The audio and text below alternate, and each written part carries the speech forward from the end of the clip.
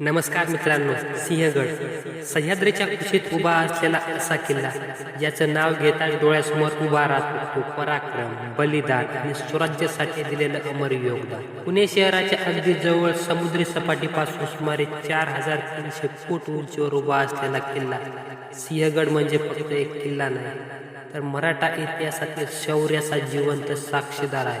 पूर्वी या किल्ल्याचं नाव कोंढाणा होतं. चारही बाजूनी उंच कडे, खोल दऱ्या आणि अवघड चढण यामुळे हा किल्ला अत्यंत सुरक्षित मानला जात असे.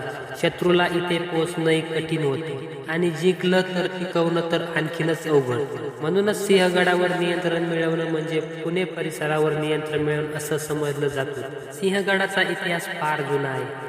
अनेक राजवटींनी या किल्ल्यावर राज्य केलं, पण सिंहगड इतिहासात अजमार झाला तो छत्रपती शिवाजी महाराजांच्या काळात. स्वराज्य उभा राहत असताना हा किल्ला महाराजांसाठी अत्यंत महत्त्वाचा होता, कारण सिंहगडावरून पुणे, पुरंदर, राजगड आणि आसपासचा मोठा परिसर नियंत्रणात ठेवता येत होता. 1665 साली पुरंदराच्या तहानंतर सिंहगड मुघलांच्या ताब्यात गेला. किल्ल्याची जबाबदारी मुघल सरदार उदयभान राठोड यांच्याकडे देण्यात आली. उदयभान अत्यंत शूर आणि कडक शिस्तीचा योद्धा होता, त्यामुळे सिंहगड पुन्हा जिंकणं सोपं नव्हतं. पण छत्रपती शिवाजी महाराजांसाठी अशक्य असं काहीच नव्हतं. 1670 साली महाराजांनी सिंहगड परत जिंकण्याचा निर्णय घेतला. ही मोहीम म्हणजे केवळ युद्ध नव्हतं, तर बुद्धी, धैर्य आणि नियोजनाचं उत्तम उदाहरण होतं. या मोहिमेची जबाबदारी महाराजांनी तानाजी मालुसरे यांच्यावर सोपवली. तानाजी महाराजांचे बालमित्र होते, अत्यंत निष्ठावंत आणि धाडसी मावळा. तानाजी त्यावेळी स्वतःच्या मुलाचं लग्न ठरवत होते, पण तेव्हा स्वराज्याचा आदेश आला तेव्हा त्यांनी क्षणाचाही विलंब केला नाही.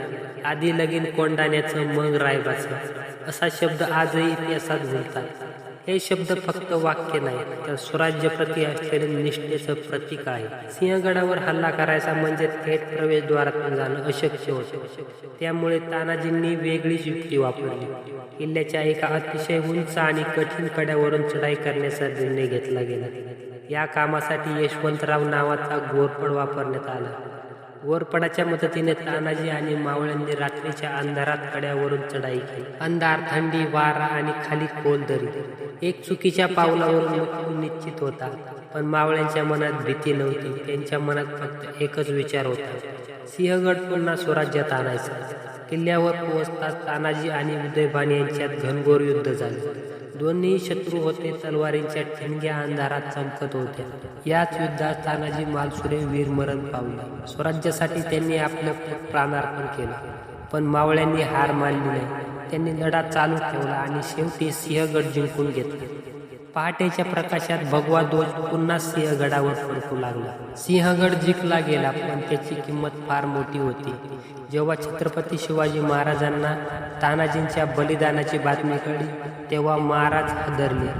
गड आला पण सिंह गेला, या एका वाक्यावरून सिंहगडाच्या इतिहासाचं सारं दडलेलं आहे. त्यानंतर कोंढाण्याचं नाव बदलून सिंहगड पडलं, कारण या गडासाठी एका सिंहासारख्या योद्धाने आपलं बलिदान दिलं होतं. आजही सिंहगडावर तानाजी मालुसरे यांचं स्मारक आहे.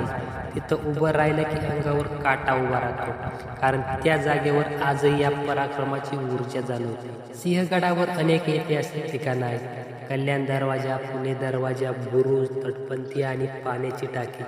या सगळ्या गोष्टी त्या काळातील लष्करी योजनेसाठी साक्ष देतात. किल्ल्यावरची पाण्याची व्यवस्था इतकी उत्तम होती की दीर्घकाळ वेढा पडला तरी अडचण येत नसे. निसर्गाच्या दृष्टीने सिंहगड अतिशय सुंदर आहे. पावसाळ्यात संपूर्ण किल्ला हिरवळीने नटलेला असतो.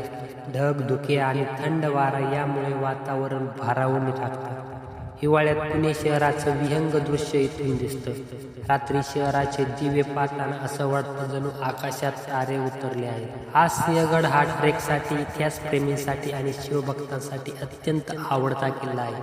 इथे येणारे लोक फक्त निसर्ग पाहत नाहीत, तर इतिहास अनुभवतात. प्रत्येक वाट, प्रत्येक दगड काहीतरी वेगळं सांगतात. सिंहगड आपल्याला एक मोठा धडा देतो. स्वराज्य म्हणजे फक्त सत्ता नाही, तर त्यासाठी दिलेलं बलिदान आहे. त्याग आणि निष्ठा आहे. त्यामुळे तानाजी मालुसरे यांचं बलिदान आपल्याला शिकवतं. मोठ्या ध्येयासाठी कधी कधी स्वतःच्या आयुष्यालाही बाजूला ठेवावं लागतं. आज सिंहगड अभिमानाने उभा आहे, पुणे शहराकडे पाहत आहे.